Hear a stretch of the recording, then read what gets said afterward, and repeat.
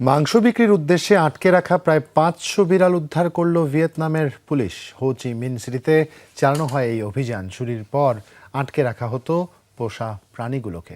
এই ঘটনায় ৯ জনকে গ্রেফতার করেছে পুলিশ। এমন নিষ্ঠুর বাণিজ্যের বিরুদ্ধে আরও কঠোর ব্যবস্থা গ্রহণের আহ্বান প্রাণী কল্যাণ সংগঠনগুলোর। হঠাৎ উধাও পোষা বিড়াল। ভিয়েতনামে একের পর এক জমা পড়ছিল অভিযোগ খতিয়ে দেখতে গিয়ে কর্মকর্তাদের চক্ষু চড়ক গাছ। একটি নয়, দুটি নয়, শত শত বিড়ালকে চুরি করা হয়েছে কেবল মাংস বিক্রির উদ্দেশ্যে। পুলিশের ফাঁদে ধরা পড়েছে সেই চক্র। অভিযানে আটক করা হয় ৯ জনকে।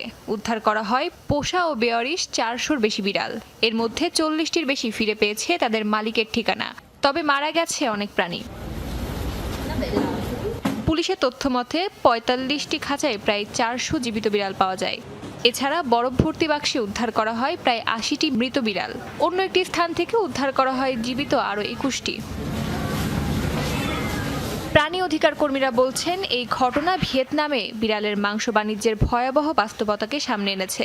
তাদের দাবি, প্রতি বছর লাখো কুকুর ও বিড়াল চুরি করে জবাই করা হয় খাবার হিসেবে বিক্রির জন্য। ভিয়েতনামে কুকুর বিড়ালের মাংস খাওয়া বৈধ, তবে বিক্রেতাদের এজন্য অনুমতিপত্র থাকতে হয়, যেখানে প্রাণীগুলো কোথা থেকে আনা হয়েছে তা উল্লেখ থাকে। তবে এই ঘটনার পর প্রাণী কল্যাণ সংস্থাগুলোর চাপ বাড়ছে। কয়েকটি শহর এই প্রথা বন্ধে আন্তর্জাতিক সংগঠনগুলোর সাথে কাজ শুরু করেছে। অস্মিতা বিশ্বাস, যমুনা নিউজ।